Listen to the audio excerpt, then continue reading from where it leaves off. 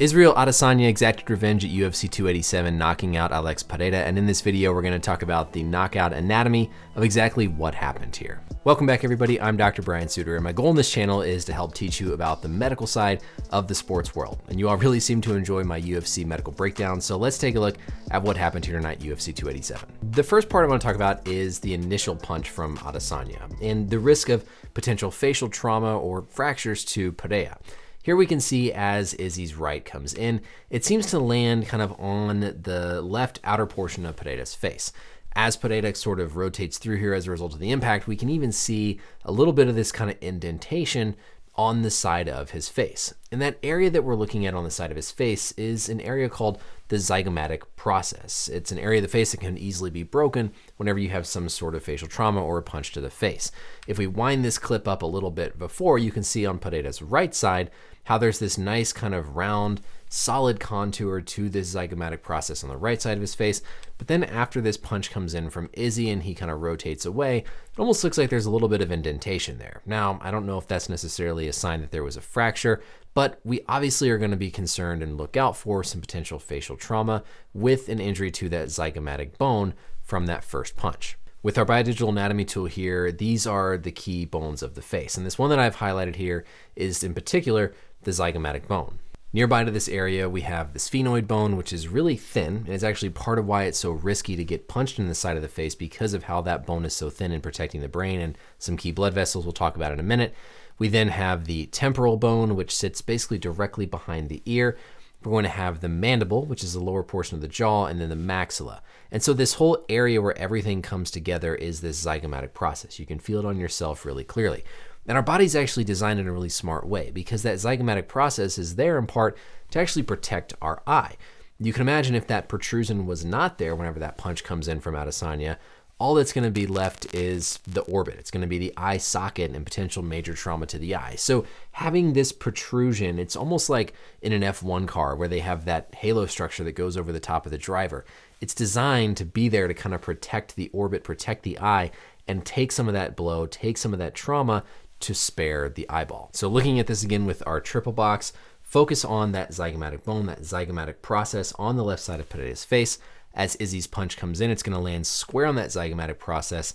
Thankfully, it does its job. It protects the eye, but could potentially result in facial trauma or facial fracture. And we can even see as Pereira's head kind of loops around here, a little bit of maybe indentation there. Hopefully not, but potentially suggesting a fracture to that area of the face. Next, we can't forget about how the person throwing the punch in this situation could also potentially have some key structures in the hand be injured based on the way that they throw that punch. And we'll talk about that risk to Adesanya, but first, a quick word from the sponsor of today's video. This video is sponsored by Raycon, the makers of my favorite pair of earbuds, the Everyday Earbud. Affordable and technology have long been associated with the idea that you get what you pay for and stuff is going to be low quality.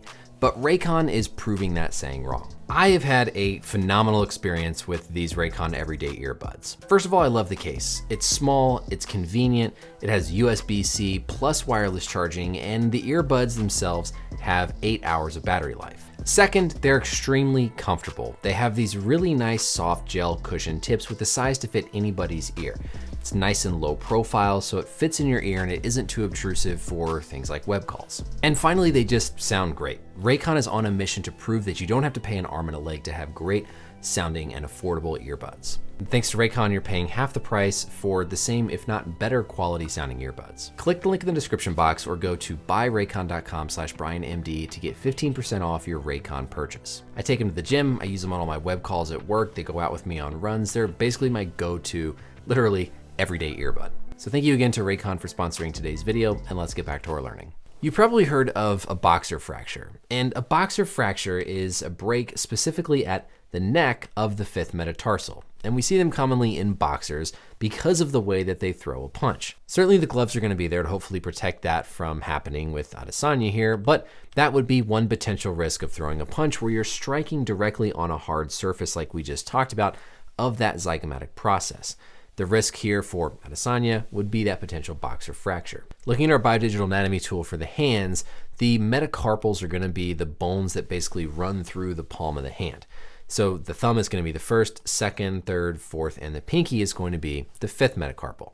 A boxer fracture is specifically a fracture at the neck, which is right here on this fifth metacarpal. And the reason why it happens so commonly in boxers is because, particularly if they're right-handed, as you punch across, you tend to be coming across to where your fifth metacarpal, the outside of your hand, is what delivers that load and takes a lot of the blow. You don't punch necessarily straight forward. You punch kind of coming across, and so then most of the majority of the impact is going to go through that fifth metacarpal, potentially leading to a fracture in this specific position called a boxer fracture. Now, the nice thing about boxers fractures is you can really tolerate a lot of angulation in the bone, meaning how angled those two pieces are of the break before you need to do something like a surgery. So even if a fighter does have an injury like this, thankfully, it's not the worst type of fracture that we could see in the hand and something that oftentimes doesn't even require an operation. So triple box again, focusing on that fifth metacarpal as Izzy throws that right across, he's gonna make first contact with the outer portion of his hand, with that fifth metacarpal taking the majority of the load, potentially leading to hand trauma and something specifically called a boxer's fracture. Now, the next interesting part of this is it looked like the first shot wasn't even what put Pereira down. You can see he actually kind of comes back up and looks like he's getting ready to defend himself from this next hit. He has his legs underneath him. He's actually putting his right up, but it's this hit that comes in and lands him more on the side of the head near the ear that ultimately drops him down to the ground. And I want to look back at that anatomy of the facial bones to talk about why a punch to the side of the head like this can also be potentially serious because of some unique anatomy. Punches to the side of the head are in part really dangerous because of how thin the bones are on the side of the head, but also because of a blood vessel that sits beneath the temporal bone called the middle meningeal artery. This is, of course, blood that's coming up from the heart going up to the brain. And this middle meningeal artery sits kind of right next to that bone that protects on the side of your face.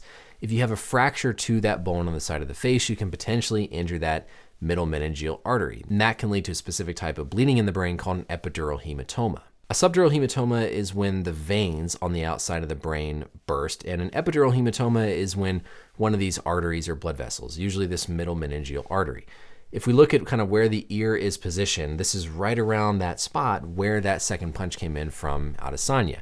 So this is why we worry about punches to the side of the head. It's similar to why we worry about punches to the back of the skull. At the back of the skull, we worry about injuring the spinal cord. At the side of the head, we worry about injuring these blood vessels that run really close to the bone. If you break the bone, you can injure the blood vessel, and injuring the blood vessel can lead to bleeding in the brain, which can obviously be very serious. You do have all of your middle and inner ear structures here on the side of the head, the vestibular system that helps with your balance and your coordination. And so certainly a shot to the side of the head in this area can also just throw off your balance, throw off your coordination because of how it can alter all that circuitry deeper inside your ear. Finally, the last part of this to touch on is, yes, Pereira was probably out as he was going down, but it certainly didn't help with how hard he hit his head on the back of the canvas. A lot of that stiffness that we saw, the fact that Izzy, when he came down with his hammer fist, thankfully missed and hit him more on kind of the shoulder, the neck, rather than the head, was probably due to how hard Pereira kind of hit his head on the back of the canvas with some whiplash. Again, not that it matters, he was probably out as he was going down, but it certainly didn't help that he had that secondary whiplash effect that jostled the brain even more, contributing to that overall concussion. So that's it for the video, everybody. A nice little review of our facial bones, some facial trauma, some key blood vessels around the side of the head, and something like a boxer's fracture, which unfortunately we can see in somebody who punches a hard surface, like we saw earlier tonight with Adesanya. Let me know as always any questions or comments down below, and if you guys like these sort of different medical breakdowns, I'll certainly keep them coming. Thank you as always for watching, and I'll see you in the next video.